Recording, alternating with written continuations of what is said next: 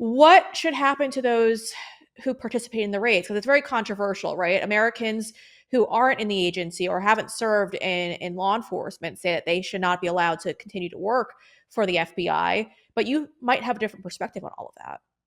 I do. I probably have one of the most unique perspectives to this very issue because that first clip that you showed, that was Annette Cuney and her husband, Christopher Cuney. He was arrested that morning for alleged actions on January 6th. I was there that day, Breanna. I was on the Kansas City SWAT team who went to their house that morning. I just spent over an hour last week talking with Annette, and we have messaged and talked in the background a little bit for quite some time now.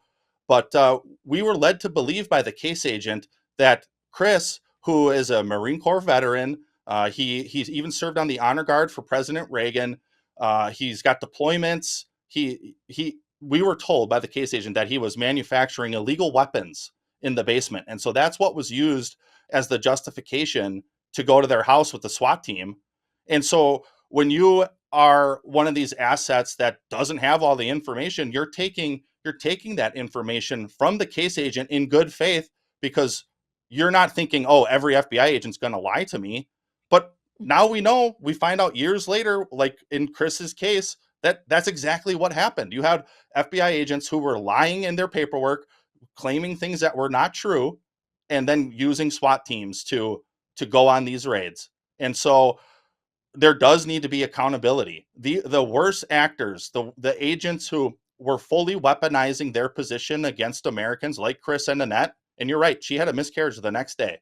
Uh, there does need to be accountability for that, up to and including criminal charges, in my belief. Yeah, yeah, and there should be. Do you remember what the final charges were that they hit Chris with? I don't remember exactly what they were, but he did do some time in federal lockup, whatever plea agreement they came to, because this is part of the weaponization. They kept saying, if you don't take the plea, we're going to get more charges, or we're going to get a longer sentence, and so it's part of that lawfare that continues. And actually, they've got a civil case going in Washington D.C. too that's been ongoing for 4 years, and so they're Mhm. still fighting that.